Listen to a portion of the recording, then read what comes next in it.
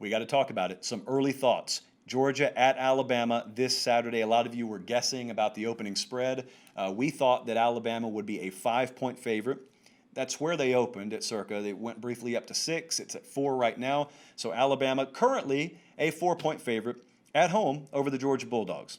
This is the game of the year in the SEC. There is no doubt about that. It's turned into a big rivalry. I have suggested there is ample hatred between these programs, and every time I say that, I don't know why it is, I get some Georgia folks and some Alabama folks who are very vocal in my mentions who disagree. And I don't think that all of you feel the same way. These fan bases aren't monolithic where everyone just feels the same way, but there are a ton of you who have significant amounts of hatred for the other. You recruit against each other, you measure, especially Georgia measures themselves against Alabama. They haven't been able to beat them yet. But I'm telling you right now, if you think I'm lying, I want you to think about this. If you're a Bama fan, Georgia played Tennessee yesterday. Tennessee, according to some of you, is your biggest rival, if not your number 2 rival. It's either your number 2 or number 1 rival. Who are you guys pulling for? If you're a Bama fan, you pulling for Georgia, you pulling for Tennessee yesterday? Just be honest with yourself. When later in the year, Bama plays against Auburn, let's say no conference title scenarios are in play. If you're a Georgia fan, who are you pulling for? You guys have the deep South's oldest rivalry with Auburn. Who are you pulling for? Bama's going to play Tennessee in a couple of weeks. Who are you pulling for? I think we know the answer. So let's move on there. These are, to me, the 2 most elite units in the Southeastern Conference. This Georgia defense is out of this world phenomenal. So you're going to hear folks all week say, Bama has not faced a defense like this, and they're right. And then you're going to hear the opposite side yelling through the chain link fence, well, let me tell you something. Georgia hadn't faced an offense like this all year, and they're right. So I've been very surprised by what I've heard over the last 24 hours. I did some asking around. I did some feeling out. I did some reading. I did some scanning of message boards. And normally what you would expect in a game like this is you would expect supreme confidence, really on both sides. I would especially expect supreme confidence since Georgia won yesterday. Bama kind of limped to a win. I mean, Georgia looked impressive winning their game yesterday. And yet, I, to a vast majority, saw the following.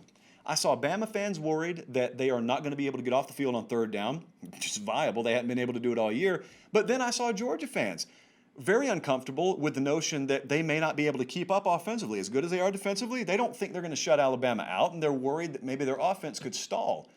And I'm just looking around saying, what is happening here? This does not sound like the 2 fan bases I know. But I digress. The freeze point theory is in full effect this week. We talk about it a lot, but we talked about it last week especially. And it very much applies against a defense as elite as Georgia's and against an offense as elite as Alabama's. And the freeze point theory is, of course, if you're not below 32 degrees Fahrenheit, you cannot freeze a cup of water. Now, once you get below it, 20 degrees freezes faster than 31 degrees, but they're both going to freeze. But the point is, speaking about football teams, if you don't meet a certain threshold, you have 0 chance of scoring against Georgia. If you meet that threshold, then how far past it you are, that determines how much you're able to score. How much success are you able to have? Well, Bama meets the threshold, obviously. And conversely, A&M did not meet the threshold. A&M's a pretty good team, but defensively, they didn't meet the threshold, the minimum threshold, that freeze point. They were like 35 degrees, and so Bama just scored on them all day. In other words, the water never froze. Well, Georgia's well below freezing, okay, and they're well down into the 20s, maybe the teens. So they can freeze you, and they can do it pretty quick. How far below that threshold are they? How far past it are they? That's the fun part here, because it's the first time that each of those units have faced in the opposition someone who meets the freeze point and exceeds the freeze point. Georgia, I'm very excited about their pass rush. I've watched them try against Alabama a couple of times, and they've been right there. And any given time, they have been able to say, if we had a notch better's pass rush, we probably win this game. Well, they got it now. They've been pressuring the quarterback. They are as multiple, as I told you, and as deep and as versatile as they've ever been. And Alabama does not have the element of mobility at quarterback that they have had in the past. So I don't know what Mac Jones is going to do Saturday night. I know where he's going to be every snap. I didn't necessarily know where Jalen Hurts was going to be or Tua was going to be. I know where Mac Jones is going to be. Now, I also know this is a prolific offense. Prolific. But I will say this. Alabama had some trouble getting that run game going, and they finally got it going last night.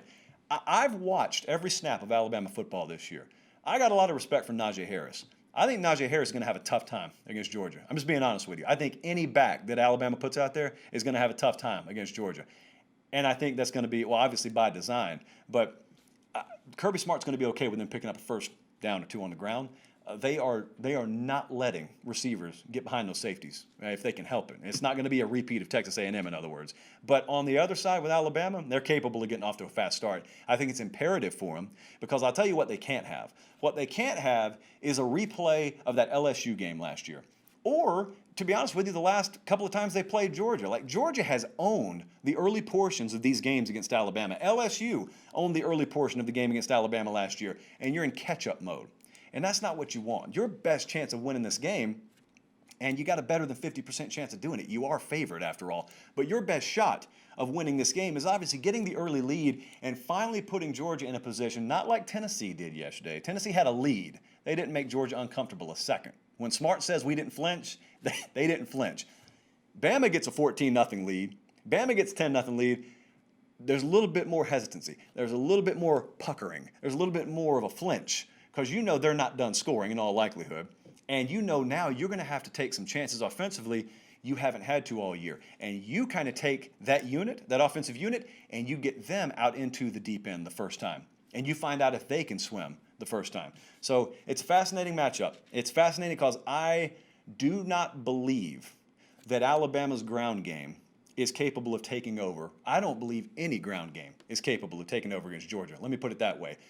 Conversely, while I look at Zamir White and I look at Kenny McIntosh and I look at Kendall Milton, I look at their running backs in aggregate, and they got a really good running back core at Georgia. I'm far more interested in whether Bama just has the horses to stop them. I don't think Alabama has the personnel that they've had. I talked to someone there last night. I mean, they got some big bodies they've brought in the last couple of recruiting classes, and it's obvious they don't feel they're ready to go yet, or else they'd be on the field. But I got to be honest with you, man. It's going to be a really interesting week of practices. We're going to have our ear to the ground with both of those squads because, especially with Alabama, I don't know how you don't overturn some things there this week. This is the last week of the season. You want to be overturning things, though. So we are going to have our full breakdown and our full wall-to-wall prediction along with our game capsule and our in-house model and what it says on this game come Tuesday night. So make sure you're tuned in for that.